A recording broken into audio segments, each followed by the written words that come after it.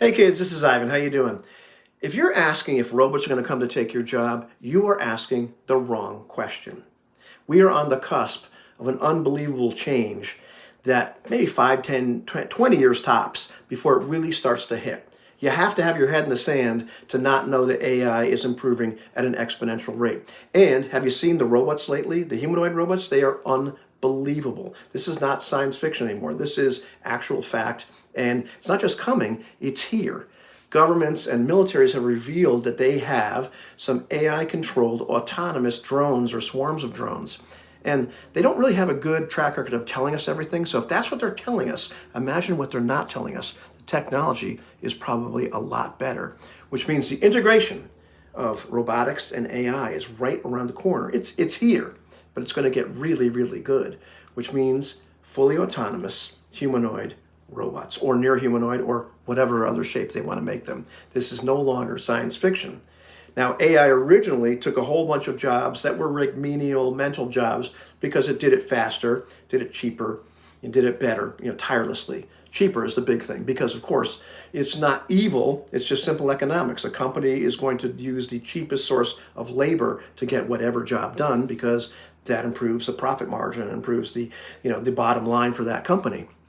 But now we're looking at all jobs, blue collar, white collar, and even creative ones eventually being taken over by robots and AI, which leaves us, what happens to the people at this point? Now what? Now, if you go back in time, in human history, there were these originally, well, what did we do? What was work? Work was the same thing that animals do. It was, what are you going to do today to keep yourself alive today? How am I going to eat? Where am I going to sleep? That sort of stuff. Do I need to store up some stuff for later? We grew up in these primitive societies, of which very few still remain, where everybody was kind of a generalist and did just about everything. But as time went on, people started to specialize a little bit, and we had little societies based upon barter. And somebody caught the fish, and somebody killed the bear, or made the shoes, or made the thatched roofs, or whatever the heck the people were doing. And they traded these for each other because, once again, these were all things that people needed to stay alive. These were basic necessities.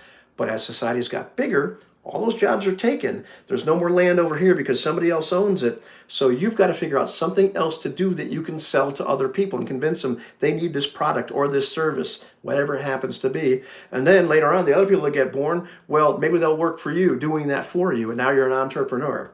And society gets bigger and bigger and bigger. But now, what happens when the robots can do it better and faster and cheaper? What happens to the people?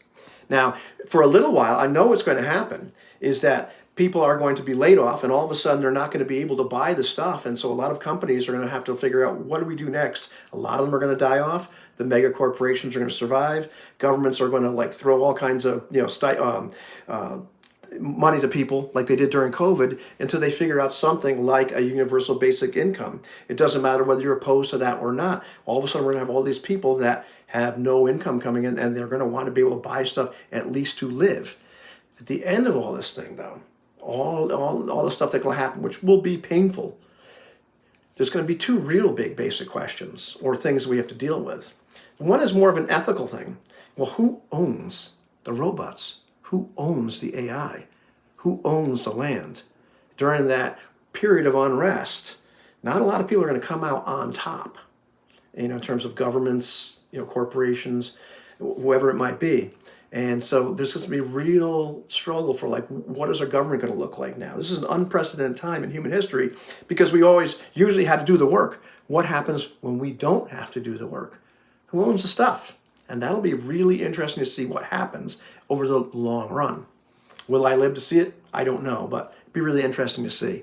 The second thing, though, is the more important question, the more important issue. And that is, what do we mean now?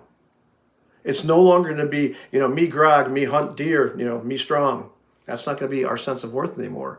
And for so many of us, our sense of worth is tied to our jobs, to what we do. What happens when that's not there anymore?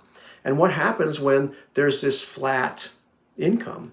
Not everybody's going to be wanting to do that, which means some people are going to want to do something else. Certainly the places where AI can't replicate things, like creators. People that are creative in some way, shape, or form. AI is going to take a lot of those. Not everybody is going to be able to be a creator because competition is going to be fierce. It takes a lot, it's a long game for anybody, artist or YouTube content creator or whatever happens that you do. And now we have the additional pressure of AI, which is going to be able to create a lot of stuff. Maybe it won't be as good as what we can create, but it's going to be out there and it's going to be part of the market. So not everybody is going to be able to do something special or unique. And there's going to be a lot more of existential crisis going on. What do I mean now?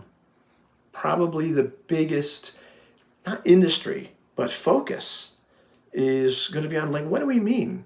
What's our real worth? What's our real value? These are questions we should be asking ourselves now anyway, because our value shouldn't be based upon what we do and what we contribute and what we do for work. But now we're sitting there, maybe we're living a life of passive hobbies and comfort, and maybe we're getting really disillusioned by that. And we have to start asking ourselves the really hard questions. What does it mean to be alive? What does it mean to be human? What's that all about? What are we really worth? Why do we matter? If you're suspecting stuff like this now, you're not crazy. This is what's coming. If we don't blow ourselves up due to stupidity, this is what's coming sooner or later. And so now is the time to think critically about where you're heading. In one way, in a very practical sense, how do you, as Dan Coe would say, future-proof yourself? Because a lot of jobs are probably going to go away. So in terms of practical, sense, what am I going to do now that's going to be able to sustain me and maybe keep me off of whatever this universal basic income tends to be, or, just wondering, how am I going to survive? But then the other question is, what does it mean to be me? Why do I matter? To me, it's scary, yes, but I think it's something that's coming. And it's fascinating, but it's an important thing to consider before it actually happens. You know what I mean? I'd love to hear your opinions on this. You can tell me if I'm crazy. I'll talk to you later, kids.